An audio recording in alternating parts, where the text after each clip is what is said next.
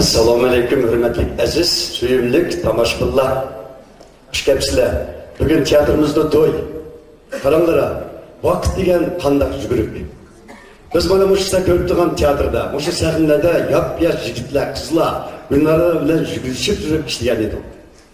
Haqiqatan vaqt degan yugurib ekan. Mana bugun Gulnarımı, menmi 60 baharın şuqaqı pəlisiga götürülay deb qaptimiz. Gulnara baxtlik sanatkar, baxtlik insan. Unda deyishimning sababi bugun o'sha bizning aramizda o'shunday cho'ng sanatkorni dunyoga olib kelgan Gulnarning ota-onasi, peshqadam artistlarimiz, o'sha teatrimizning jafo mashaqqatini topgan ko'rinarli peshqadam artistlarimiz Yusufjon aka bilan Tursun qiz hadimiz o'tirdi. Qani bir qarshi olaylik.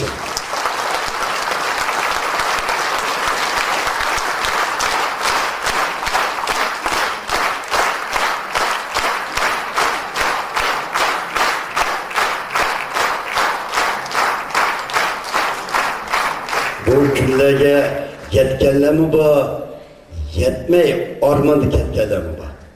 Men bir naqshamni Yusufjon aka Tursun qizada sizlarga bag'ishlayman.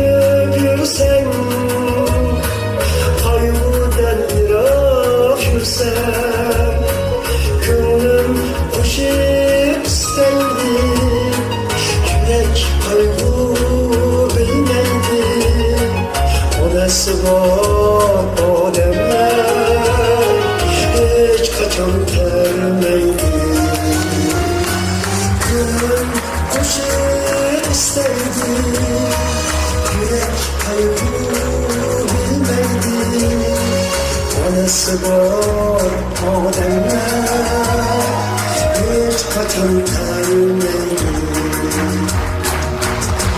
Onası var ademler hiç kaçan termeydi.